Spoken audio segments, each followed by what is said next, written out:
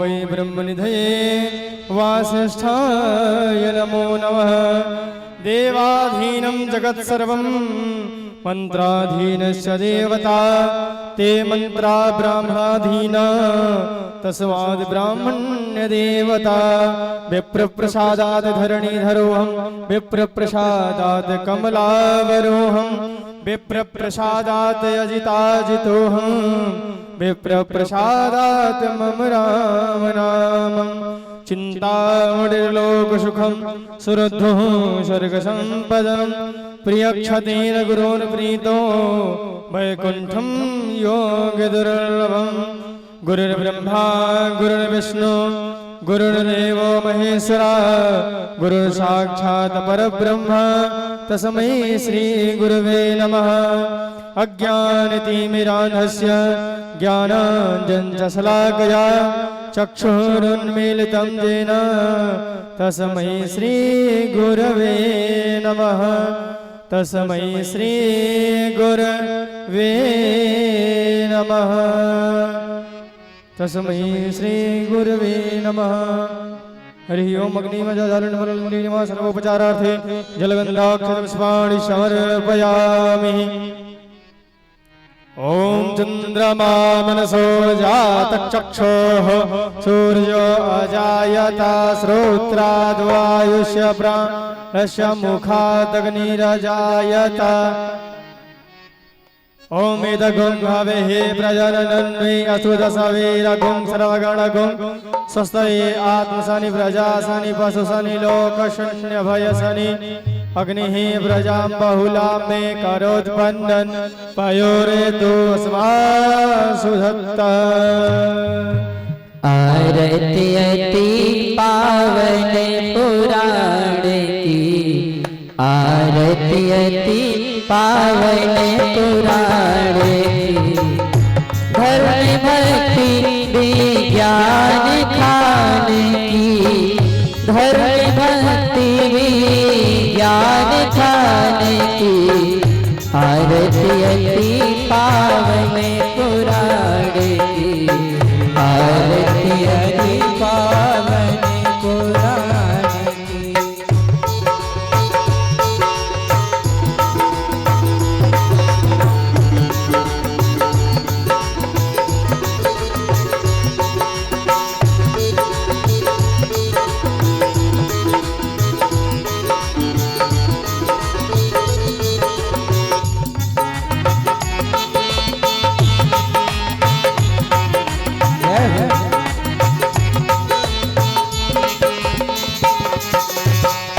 महापुराण भागवत निर्मल महापुराण भागवत निर्मल। सुख मोक्ष विगीत निगम कल्प फल सुख मोक्ष विगीत निगम कल्प फल। परमानंद रसमय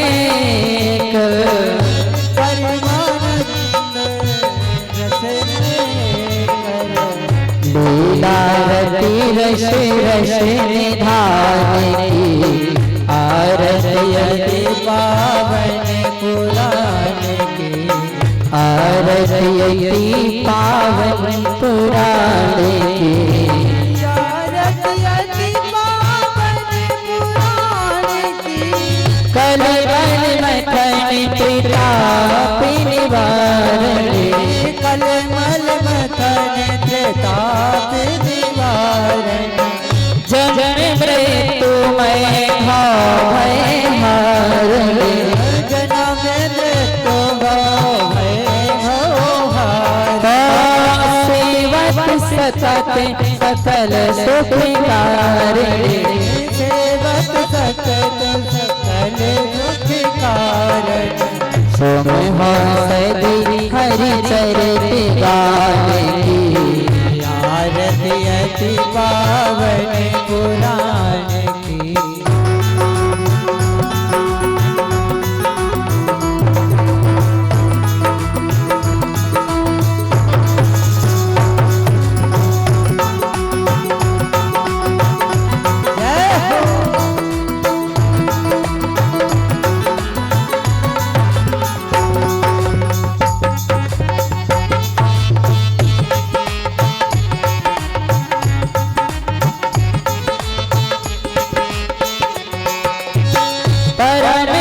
हंसे मुनि मन उल्लासने परमहंस मुनि मन उल्लासने रसिक हृदय रस रास विलासने रसिक हृदय रस रास विलासने भक्ति मुक्ति रति प्रेम सुदासने रास सुदासने कथा किंचन प्रिय सुजाने की आरती पावन पुराणे की आरती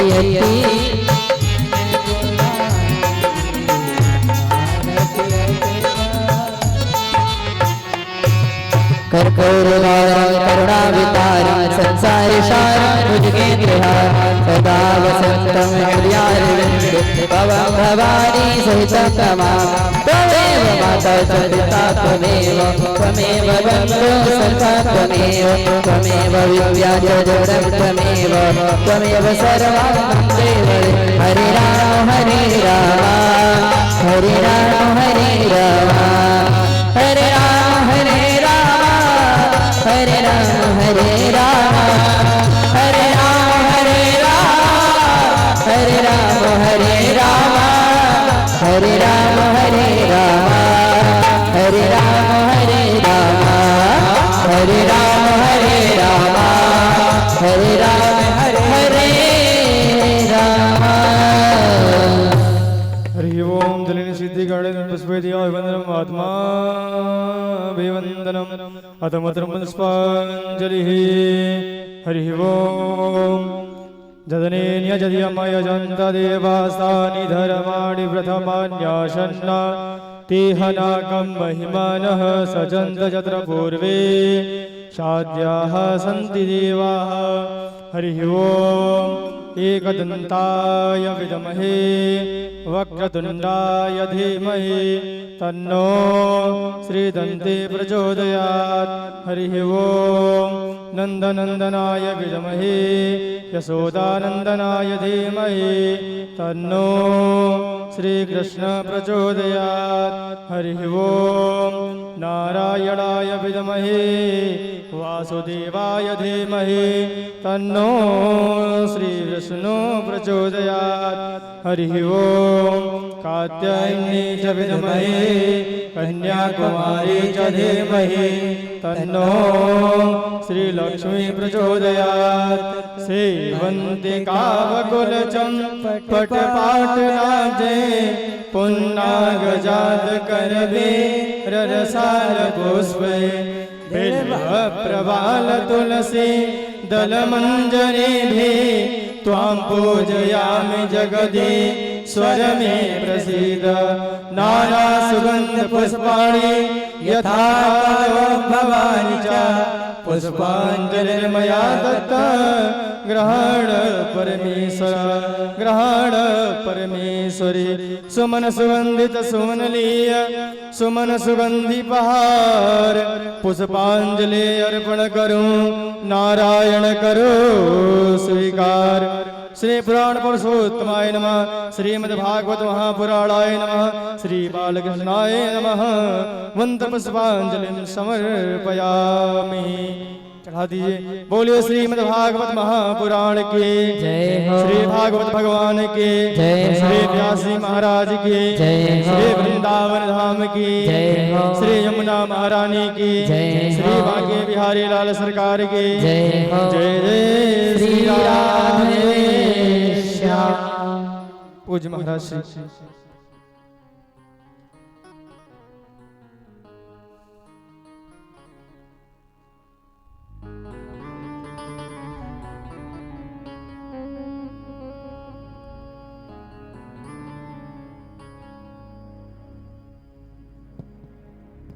श्री राधे श्री राधे राधे श्री राधे राधे श्री राधे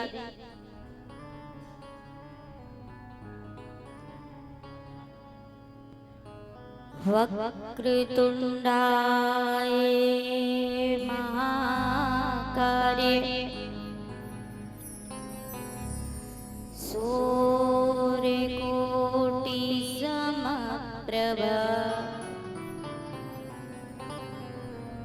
निर्विघ्नं कुरु मे देव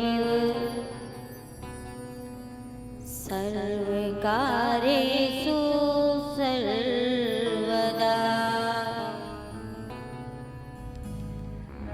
बंसी विभूषित करा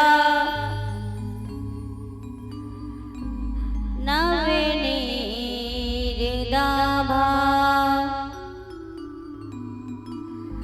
पीताम्बरादरुणिविं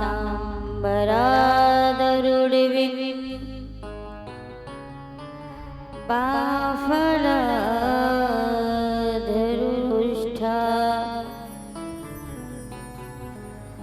फोड़िनिंदो सुंदर मुखा दरविंद नेत्रा कृष्णात् परं किमपि तत्महं न जाने। राधा मेरी मात है पिता मेरे घनश्याम।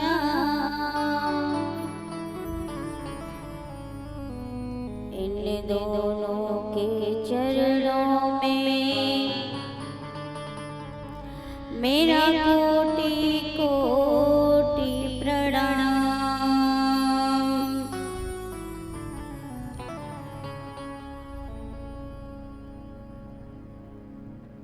हम श्रीमद् भागवत कथा के जो कि अखिल ब्रह्मांड नायक प्रधान पुरुष श्रीमन नारायण की विभूति श्रीमद् भागवत का रस बिंदु सार श्रीमद् भागवत जी की कथा में हम आगे प्रवेश करते एक छोटा सा भजन, उसके बाद हम कथा में प्रवेश करेंगे। जहाँ नाथ रखे लोगे वहीं मैं रहूँगा। जहाँ नाथ रखे लोगे वहीं मैं रहूँगा। जहाँ नाथ रहे लोगे वहीं मैं रहूँगा। जहाँ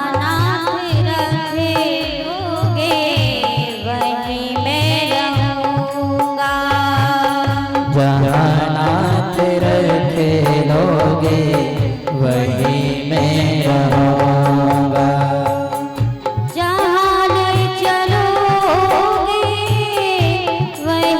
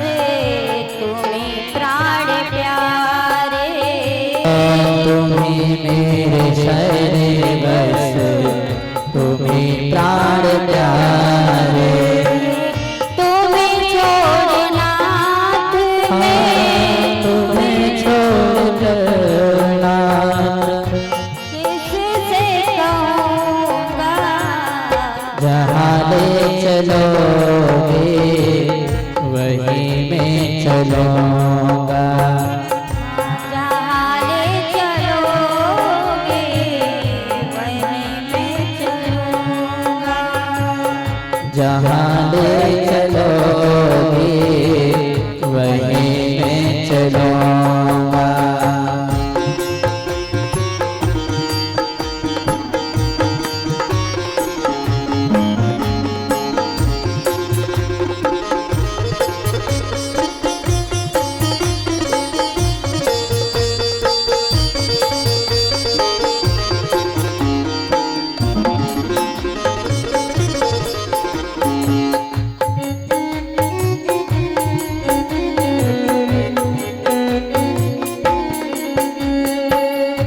ना कोई उलझन ना कोई अर्जी ना कोई उलझना ना कोई अर्जी।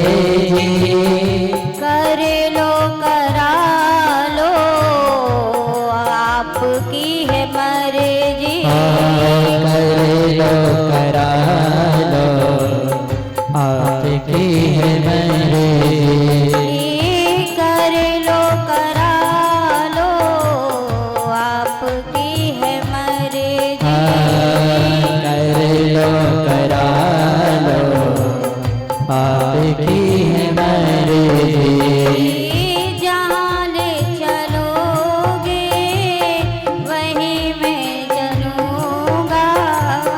जहाँ ले चलोगे वहीं मैं चलूँगा। जहाँ नाथ रख लोगे वहीं मैं रहूँगा। जहाँ नाथ रख लोगे वहीं मैं रहूँगा। जहाँ ले चलोगे जहाँ ले चलोगे वहीं मैं चलूँगा। जहाँ नाथ रखोगे वहीं मैं रहूँगा। जहाँ नाथ रखोगे वहीं मैं रहूँगा। जहाँ नाथ रखोगे वहीं मैं रहूँगा। जहाँ नाथ रखोगे वहीं मैं रहूँगा। श्वास श्वास पर कृष्ण जब व्यर्थ सांस मत खोए, फिर जाने इस श्वास को आवन होए न होए। राजा परीक्षित को 7 दिन में मरने का श्राप लगा और जैसे ही उन्हें ये पता पड़ा कि श्रृंगी मुनि ने मुझे 7 दिन में मरने का श्राप दिया है, तो वो अपनी पत्नी ऐरावती से पूछने लगे कि देवी, तुम्हें पता है कि तुम्हारी मृत्यु कब होगी? तो उनकी पत्नी ऐरावती कहने लगी कि महाराज, आप ऐसी बात क्यों कर रहे हैं? तो राजा परीक्षित ने कहा कि मुझे पता है कि मैं कितने दिन में मरूंगा। तो कितने दिन में मरूंगा ये उन्हें पता था। अब उन्हें 7 दिन में मरने का श्राप क्यों लगा? 7वें दिन में मरने का श्राप किस लिए लगा? जैसे ही 7 दिन मतलब उन्हें तक्षण मरने का श्राप भी लग सकता था, पर 7 दिन ही मरने का श्राप क्यों लगा? क्योंकि राजा परीक्षित ने ऋषि के गले में सर्प डाला था। अगर सर्प पे डालते तो तक्षण ही मृत्यु हो जाती, पर 7 दिन मतलब 7 दिन उन्होंने ऐसे छोड़े जैसे कि 2 कान, 2 आंखें, 1 नासिका और ऐसे 7 छिद्र छोड़कर उन्होंने गले में सर्प डाला, इसीलिए उन्हें 7 दिन में मरने का श्राप लगा। अब राजा परीक्षित ने अपने बड़े ज्येष्ठ पुत्र जन्मेजय को राज तिलक करके और वन में तपस्या करने के लिए चले गए और वहां पर सारे ऋषि मुनि राजा के साथ वहां आए। राजा परीक्षित ने सभी ऋषि मुनि को चरण धोकर आसन पर बैठाकर पूजन किया और पूछा कि मुझे 7 दिन में मरने का श्राप लगा है, अब हमारी मृत्यु आप ही सार्थक बनाइए। तो ऋषि नारद जी ने, ऋषि अत्रि ने कहा कि आपको आपकी मृत्यु को सार्थक केवल व्यास पुत्र सुखदेव जी ही बना सकते हैं। अब जैसे ही ये पता पड़ा कि सुखदेव जी ही मृत्यु को सार्थक बना सकते हैं, तो कुछ ऋषिगण व्यास पुत्र सुखदेव जी के पास जंगल में गए और वहां उनसे निवेदन करने लगे, कहने लगे, हे व्यास पुत्र, राजा परीक्षित को 7 दिन में मरने का श्राप लगा है और आप वहां चलकर उनकी मृत्यु सार्थक बनाइए। तो सुखदेव जी ने आने से मना कर दिया, कहने लगे कि जिन्होंने ब्राह्मण का अपमान किया है तो उसे तो ब्राह्मण पुत्र ने 7 दिन उन्हें बहुत दे दिए, नहीं तो उन्हें तत्क्षण मर जाना चाहिए। पर ऋषियों ने कहा कि सुखदेव जी, आप एक बात बताइए, आप जिस कार्य के लिए मना कर रहे हैं,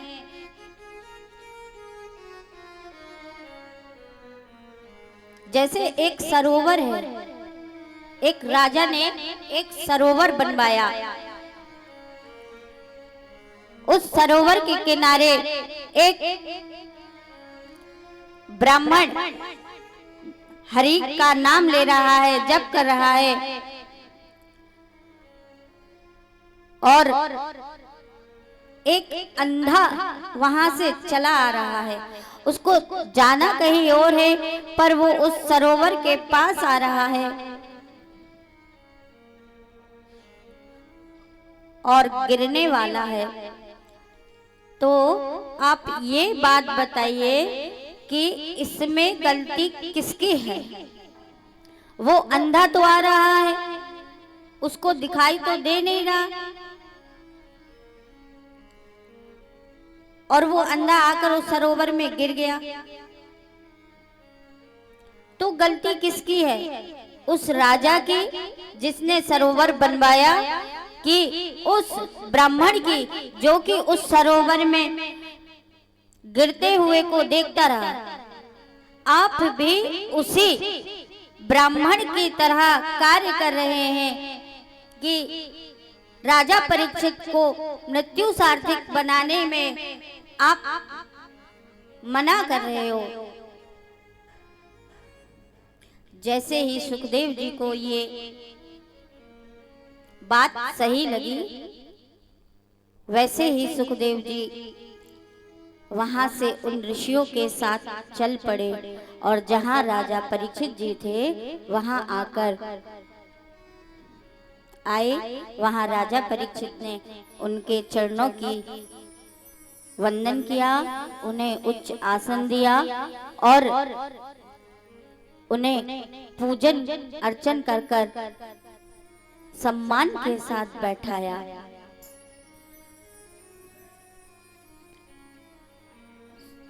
सुखदेव जी ने कहा, राजन तुम चिंता मत करो, राजा खटवान को तो सिर्फ 2 घड़ी मिली थी मृत्यु सार्थक बनाने के लिए, आपके पास तो 7 दिन हैं और उन 7 दिन में हम बहुत है, ये 7 दिन आपके लिए बहुत है। तो राजा परीक्षित ने कहा, महाराज मुझे ऐसा क्या करना चाहिए कि मेरी मृत्यु सार्थक हो जाए। तो सुखदेव जी ने कहा, महाराज जो मेरे पिताजी व्यास जी ने कथा मुझे कंठस्थ से याद कराई, वही कथा मैं आपको श्रवण करा रहा हूँ, वही कथा मैं आपको सुना रहा हूँ। पहले तो अपनी जितेंद्र सांसों मतलब अपनी सांसों को, इंद्रियों को जीतो, अपने आसन को जीतो,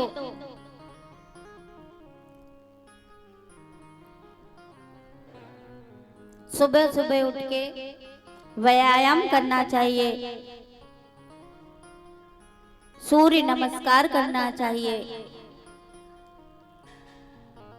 एक ही आसन पर बहुत देर तक बैठो, ऐसे अपने आसन को जीतो।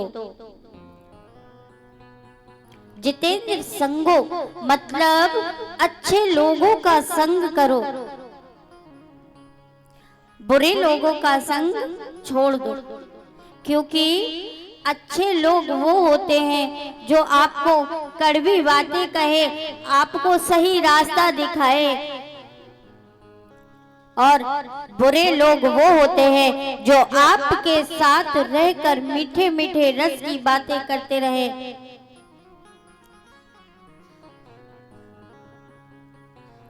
इसलिए अच्छे लोगों का संग करो। जितेंद्र इंद्रिय मतलब अपने इंद्रियों को जीतो, अपने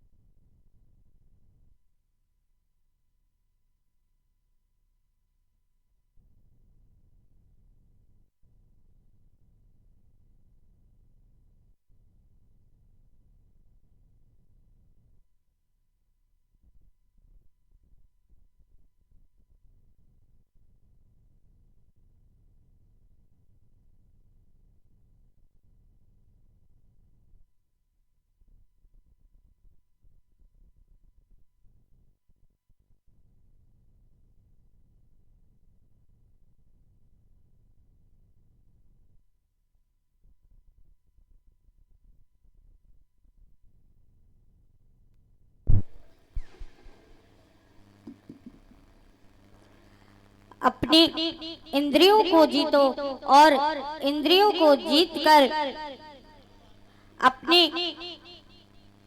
वासनाओं पे,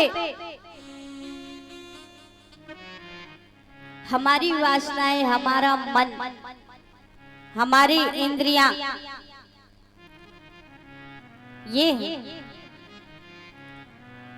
जब तक हम अपने मन पर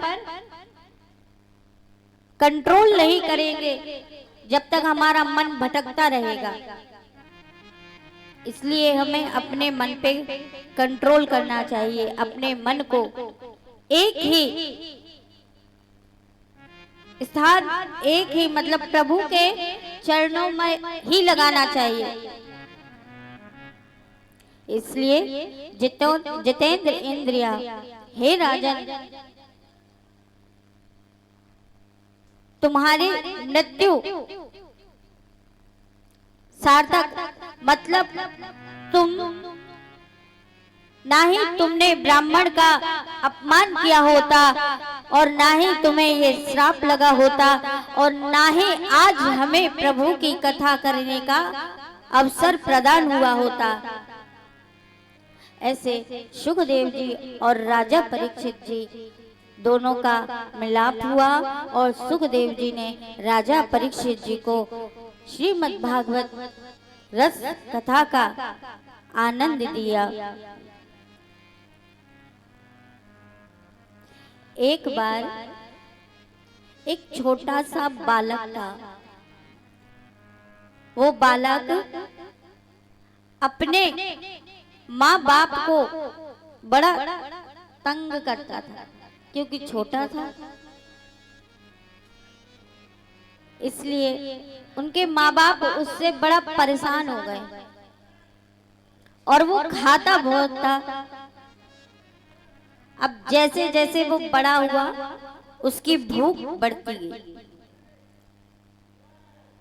अब जैसे भूख बढ़ती गई तो उसके माँ बाप ने कहा, बेटा अब तुम बड़े हो गए हो तो तुम कुछ काम करो। तुम्हारे पिताजी बुजुर्ग हो गए हैं, वो क्या काम करेंगे। बेटे ने बात नहीं सुनी। परेशान होकर उसके माँ बाप ने उसे घर से निकाल दिया। जैसे ही उसे घर से निकाल दिया तो बेचारा चलते चलते एक मंदिर के पास पहुंचा। मंदिर के पास पहुंचा तो वहां एक ब्राह्मण, एक पुजारी जी बैठे हुए थे और वो बड़े हट्टे कट्टे दिख रहे थे।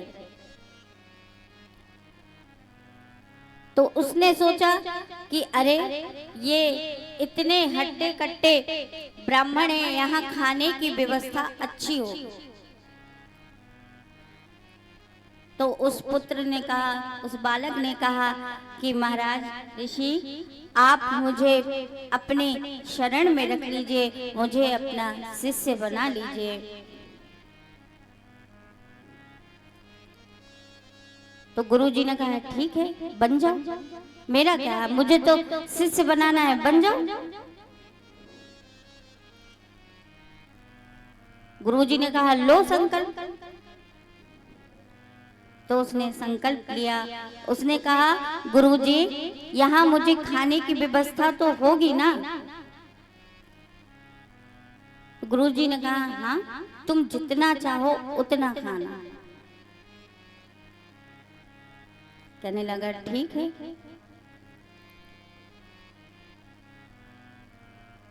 एक दिन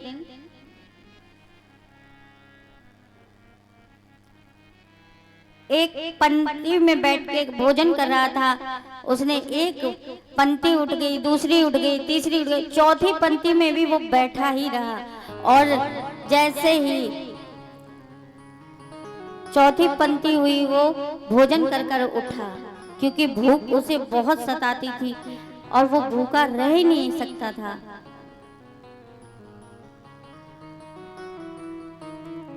एक दिन एकादशी पड़ी। सुबह में स्नान ध्यान आदि करके आया। उसने देखा रसोई में सारे चूल्हे ठंडे पड़े।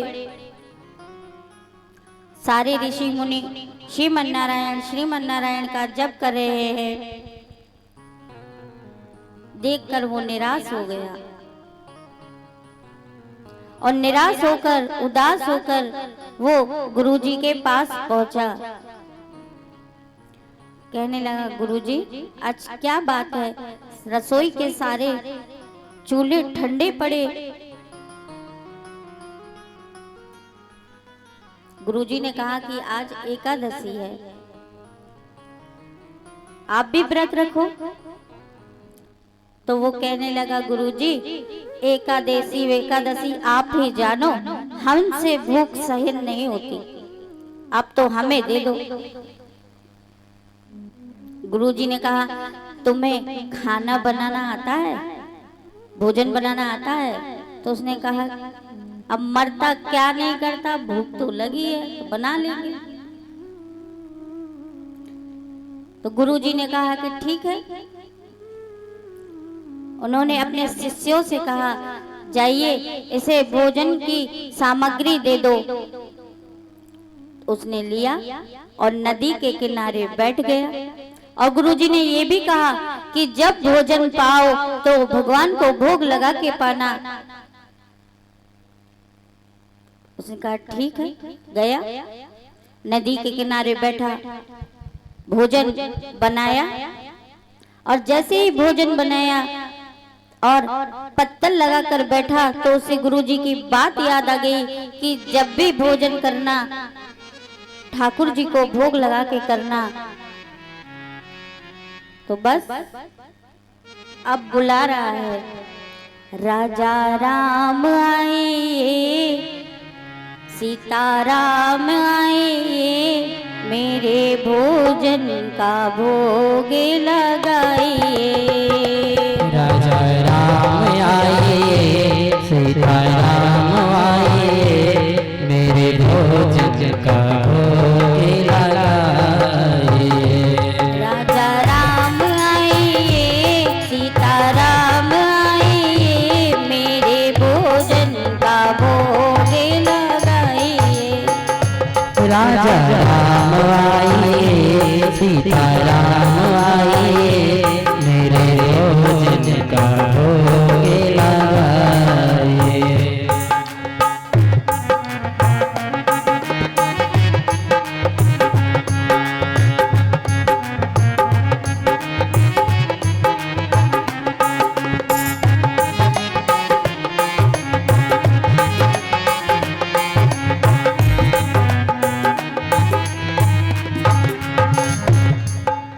अब बुला रहा है तो भगवान ने जैसे ही उसकी आवाज सुनी और राम जी और सीता मैया साथ में आ गए। अब जैसे ही सीता मैया को देखा, राम जी को देखा, तो अब उसने सिर्फ 2 जन की पत्तल लगाई थी, अब तीसरा कौन था? सीता मैया। कहने लगा प्रभु ये कौन है? तो राम जी ने कहा ये तुम्हारी माता है। तो वो हंसने लगा, कहने लगा प्रभु ठीक है। अब उसने 2 जन का भोजन तो बनाया ही था, अब तीसरा माता जी थी। तो अब वो देख रहा है, दोनों को पत्थर लगाया, अब देख रहा कि ये कुछ छोड़ दे तो मैं पाऊं, ये कुछ छोड़ दे तो मैं पाऊं, पर कहाँ। राम जी ने और सीता मैया ने भोग लगाया और वो चले गए। अब उसकी एकादशी हो गई क्योंकि वो भूखा रह गया। अब दूसरी एकादशी पड़ी तो उसने गुरुजी से कहा गुरुजी मुझे आज ज्यादा सीधा बढ़ाकर देना क्योंकि वहां 2 भगवान आते हैं। गुरुजी ने कहा ठीक है। गुरुजी ने सीधा बढ़ा कर दिया और जैसे ही वो फिर नदी के किनारे जाकर इस बार उसने 3 जन का भोजन बनाया और उसने 3 पत्तल लगाई और 3 पत्तल लगाने के बाद फिर भगवान को बुलाने लगा, राजा राम आइए, घनश्याम आइए, मेरे भोजन का भोग लगाइए। राजा राम आइए, घनश्याम आइए, मेरे भोजन का भोग लगाइए।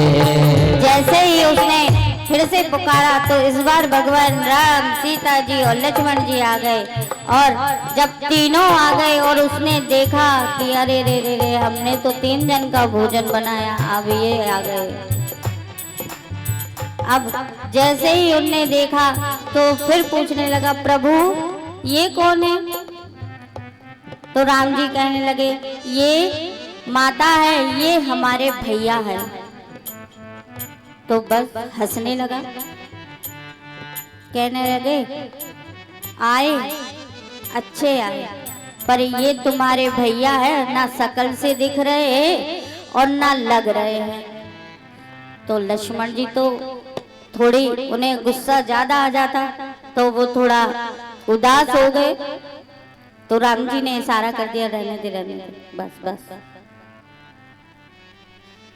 उसने तीनों जन की पत्तल लगाई और फिर तीनों जन ने भोजन किया। अब वो बेचारा देख रहा है कि ये कुछ छोड़ दे तो मैं पाऊं, पर राम जी, लक्ष्मण जी, सीता मैया ने भोग लगाया और फिर चले गए, अंतर ध्यान हो गए। यहाँ उसकी दूसरी एकादशी हो गई। अब बेचारा कहने लगा, रुको अब हम बताते हैं। 2 बार हमें एकादशी करा दी, 2 बार हमें भूखा रखा, अब हम बताते हैं। उसने कहा गुरुजी से, गुरुजी अब वहाँ 3 भगवान आते हैं, आप तो बोल रहे थे 1 भगवान का भोग लगाइए, अब वहाँ 3 भगवान आते हैं, आप मुझे सीधा सामान थोड़ा और बढ़ा कर दीजिए। जैसे ही गुरुजी ने ये सुना तो गुरुजी के मन में लगा कि ये कहीं सीधा बेचकर तो नहीं आता बाजार में। तो उन्होंने अपने शिष्य से कहा कि ठीक है, इसे जो मांगता है दे दो। जैसे ही गुरुजी ने उसे सीधा सामान दिया, वो चला गया, तो वैसे ही गुरुजी ने अपने शिष्यों को उसके पीछे भेज दिया और कहा कि इसके पीछे जाकर देख कर आओ कि ये क्या करता है, कहीं ये बाजार में इसे बेच तो नहीं आता।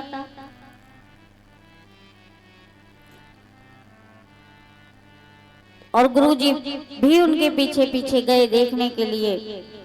अब तो वो सीधा सामान लेकर बैठा, कहता है ना हम बनाएंगे, ना भोग लगाएंगे और ना ही हम खाएंगे। अब आ जा।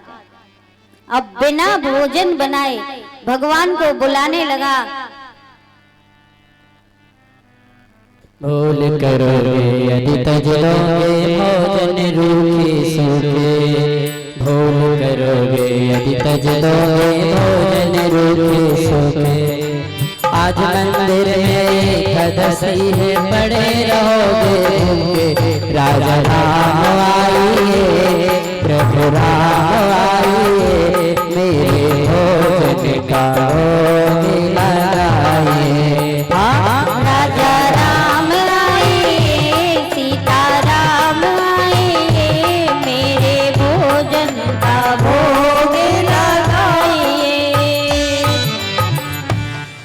जब ऐसा सुना तो भगवान राम आ गए। अब भगवान राम अकेले नहीं आए, अब भगवान राम के साथ सीता मैया, लक्ष्मण जी, भरत, शत्रुघ्न, हनुमान जी, पूरा राम दरबार आके खड़ा हो गया। अब भगवान राम ने देखा कि ये तो बैठा है, ना इसने भोजन बनाया और बुलाया तो बड़े उससे। अब वो पूछ रहा, भगवान हंस के पूछ रहा है, भगवान अब ये कौन है? तो भगवान राम जी कहने लगे, ये मेरे छोटे भाई हैं। कहने लगे ठीक है। तो भगवान राम बोलने लगे, क्यों, भोजन कहाँ है? तो उसने कहा, ना हमने बनाया है और ना हम खिलाएंगे, अब आप बनाओ और आप ही पाओ और हमें भी पाओ।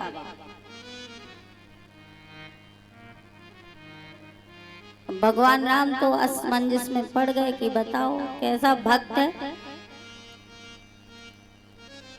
बस भगवान राम जी ने इशारा किया, सीता मैया चूल्हा जला रही है, हनुमान जी झाड़ू लगा रहे हैं। को बुलाने लगे हैं। भरत जी भंडारे बनाने लगे हैं। भरत जी भंडारे बनाने लगे हैं। रिद्धि और सिद्धि को, रिद्धि और सिद्धि को बुलाने लगे हैं। भरत जी भंडारे बनाने लगे हैं। भरत जी भंडारे बनाने लगे हैं।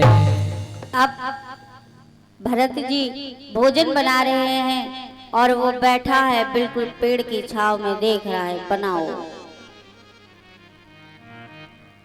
और जैसे ही भोजन बनकर तैयार हो गया तो कहता है आपने बहुत खाया, अब हम खाएंगे। देखो प्रभु सबके बुलाने पर नहीं आते। अब वो तो नादान था,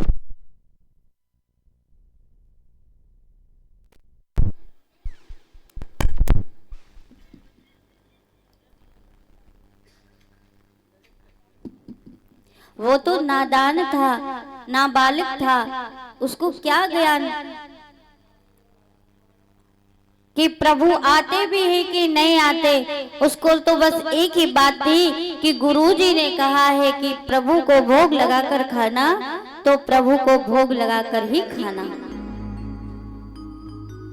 अब ये सारा दृश्य उस शिष्य के गुरुजी पेड़ के पीछे से देख रहे थे, तो वो आकर उस शिष्य के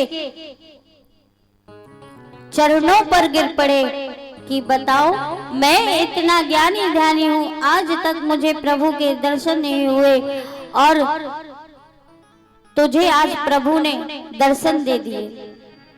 हमें अपनी जिंदगी में सरल होना चाहिए, सरल। किसी चीज का घमंड नहीं। क्या घमंड करोगे? और घमंड भी किस बात का? जो कुछ है सब ठाकुर जी ने दिया है, क्या घमंड करना? हमारा अपना क्या है?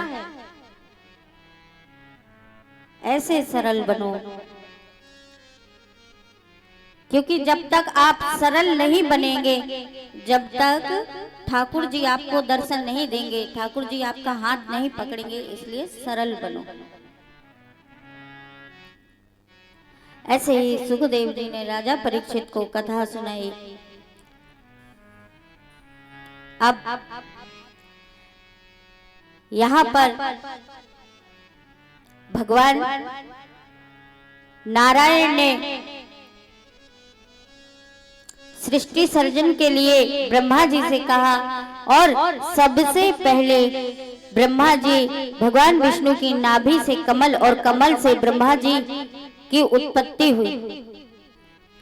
और फिर भगवान नारायण ने ब्रह्मा जी से कहा कि आप अब इस सृष्टि की रचना करिए। जब ब्रह्मा जी की उत्पत्ति हुई तो ब्रह्मा जी के 4 मुख चारों दिशाओं में हुए और उन्होंने चारों तरफ देखा, उन्हें कुछ ना दिखाई दिया।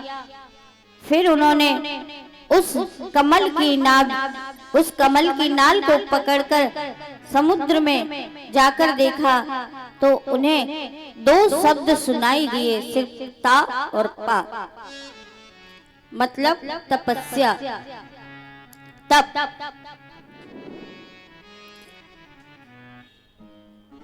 ब्रह्मा जी ने विष्णु जी से कहा कि भगवान आप मुझे इतना बड़ा कार्य सौंप रहे हैं, कहीं मुझे अहंकार ना हो जाए।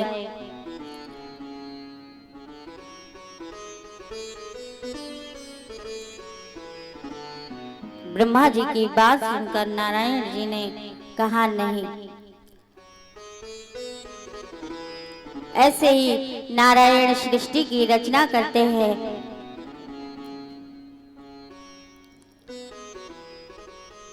और ब्रह्मा जी के मन से मनु और दाएं अंग से शत्रुपा हुई।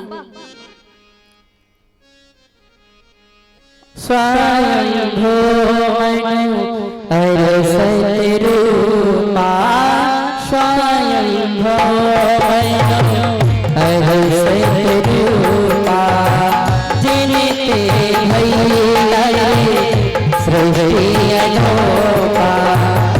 स्वयंभू मनु अरे शत्रुपा, स्वयंभू मनु अरे शत्रुपा, जिनते भैया सृष्टि अनोपा, जिनते भैया सृष्टि अनोपा। ब्रह्मा जी ने मनु और शत्रुपा से कहा कि आप अब इस सृष्टि की रचना करो। तो मनु और शत्रुपा ने धरती पर जो भगवान ने बराह भगवान ने धरती की स्थापना की, अब बराह भगवान का इस धरती पर कैसे आए। एक राक्षस था हिरण्याक्ष, वो अपने बल पर बहुत अभिमान करता था। उसने इंद्र से कहा कि तुम मुझसे युद्ध करो, तो इंद्र ने मना कर दिया। फिर वो ब्रह्मा जी के पास गया और ब्रह्मा जी से कहने लगा आप मुझसे युद्ध करो। तो ब्रह्मा जी ने कहा मुझे आप तुमसे युद्ध करने की मुझ में सामर्थ्य नहीं है। फिर वो नारद जी के पास गया कि आप हमसे युद्ध करें। तो नारद जी हंसने लगे, कहते हैं हम तो नारायण नारायण करने वाले हैं, हम क्या युद्ध करेंगे। अगर तुमसे कोई युद्ध करने में सामर्थ है, वो साक्षात पर ब्रह्म श्रीमन नारायण जी हैं। तो वो भगवान नारायण जी से युद्ध करने को कहने लगा। तो भगवान नारायण ने कहा ठीक, पर ब्रह्मा जी ने उससे कहा कि तुम्हें भगवान नारायण से युद्ध करने के लिए कुछ ऐसा करना होगा कि वो आपसे युद्ध करने के लिए तैयार हो जाए। तो उसने भगवान की इस पृथ्वी को ही चुराकर समुद्र में ले गया और छुपा दिया। अब जैसे ही भगवान नारायण को पता पड़ा कि पृथ्वी समुद्र के अंदर है, सब जलमय हो गया, सब डूब गया। तो ब्रह्मा जी की नासिका से बराह भगवान का प्राकट हुआ। बोलो बराह भगवान की जय हो। ऐसे ही बराह भगवान का प्राकट हुआ और बराह भगवान ने हिरण्याक्ष से युद्ध किया और अपने दांतों से पृथ्वी को उठाकर स्थापित किया और उसी पृथ्वी पर मनु और शत्रुपा ने सृष्टि की रचना की। अब मनु और शत्रुपा के यहाँ 3 पुत्री और 2 पुत्र हुए, देवहूति, प्रस्तुति और आकृति, और 2 पुत्र प्रियव्रत और उत्तंपा। ये 2 पुत्र और 3 पुत्रियां हुई और देवहूति का विवाह कर्दम मुनि से हुआ। कर्दम मुनि जी विवाह नहीं करना चाहते थे, परंतु भगवान ब्रह्मा जी ने उनसे कहा, विवाह करने योग्य तुम्हारे लिए मैं एक कन्या बताता हूँ।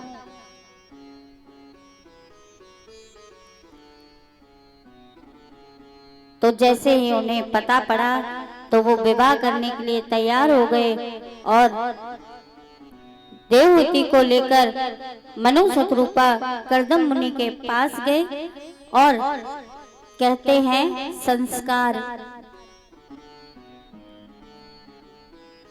बेटे या बेटी के जैसे माँ बाप होंगे वैसे ही बच्चों के संस्कार होंगे। देवहूति ने देखा कि ये हमारे पति होने वाले हैं, ये हमारे माँ बाप ने इन्हें पसंद किया है, तो कर्दम मुनि ने उन्हें आसन बिछाया बैठने के लिए। पर वो उस आसन पर बैठी नहीं, बस हाथ रख लिया। क्यों? क्योंकि ये उनके पति ने बिछाया था, इसलिए उन्होंने उनका सम्मान भी रख लिया और उस पर वो बैठे ही नहीं। और चारों तरफ उनके आश्रम को देख रही हैं, कहीं जाले लगे पड़े हैं, कहीं चिड़ियों के घोंसले हैं।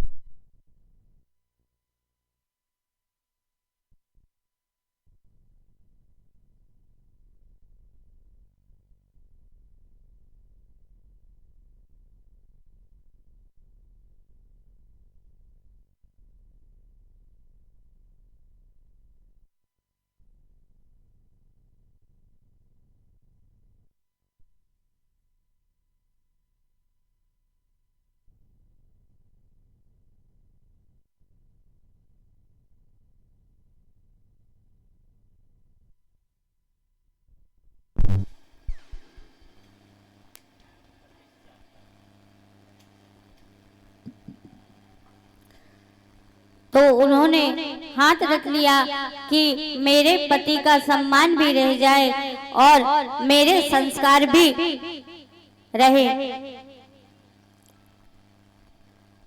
ऐसे देख रही है कि आश्रम में जाले लगे हैं, कहीं चूहे के बिल है, कहीं चिड़ियों के घोंसले हैं। ऐसे देख रही है और सोच में पड़ गई कि मेरे पति कितने दयावान हैं, कितने प्रेमी हैं कि जीव जंतु से भी कितना प्रेम करते हैं कि उन्होंने अपने आश्रम में उन्हें रहने के लिए स्थान दिया है। कितने अच्छे स्वामी हैं मेरे। देवहूति ये सोच रही है और बैठी है। मनु शतरूपा ने कर्दम मुनि से कहा कि हम अपनी पुत्री का पारिग्रहण आपके साथ करना चाहते हैं।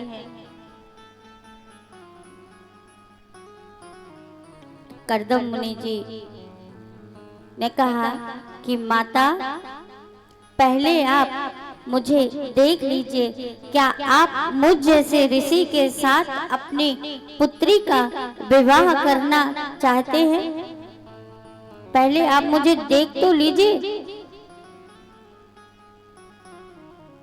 क्या आपको लगता है कि मैं आपकी पुत्री को वो सारे सुख दे सकता हूँ? मैं तो भगवान के भजन में लीन रहता हूँ। क्या ये मेरे साथ खुश रहेंगी?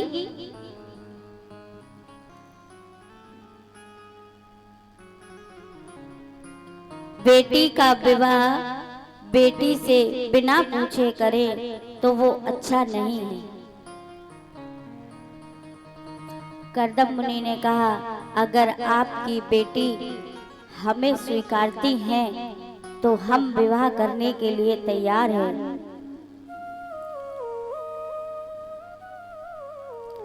जैसे ही कर्दम मुनि ने और मनु शतरूपा ने देवहूति को देखा तो देवहूति ने अपनी नजरें नीचे कर ली।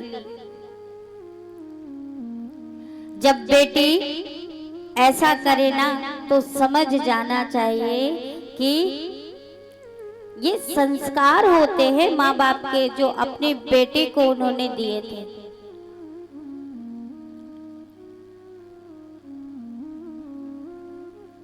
देवहूति नीचे जमीन में अपनी नजरें गड़ाए बैठी तो मनु शतरूपा ने उसकी सुर्खी सोचकर उनका कर्दम मुनि के साथ पाणिग्रहण संस्कार किया और उन्हें वहीं छोड़कर मनु शतरूपा जी चले गए।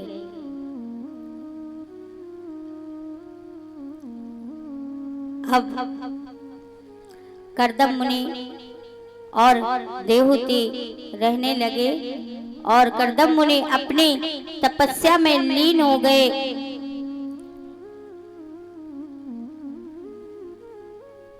देवहूति भी उनकी सेवा में रहने लगी।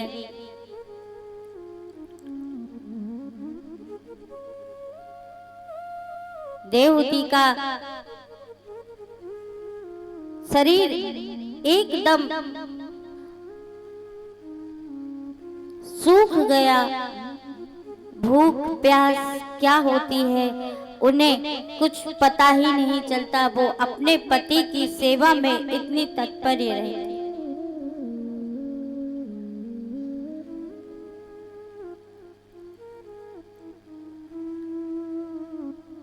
जब कुछ दिन बाद कर्दम मुनि को की तपस्या पूरी हुई और उन्होंने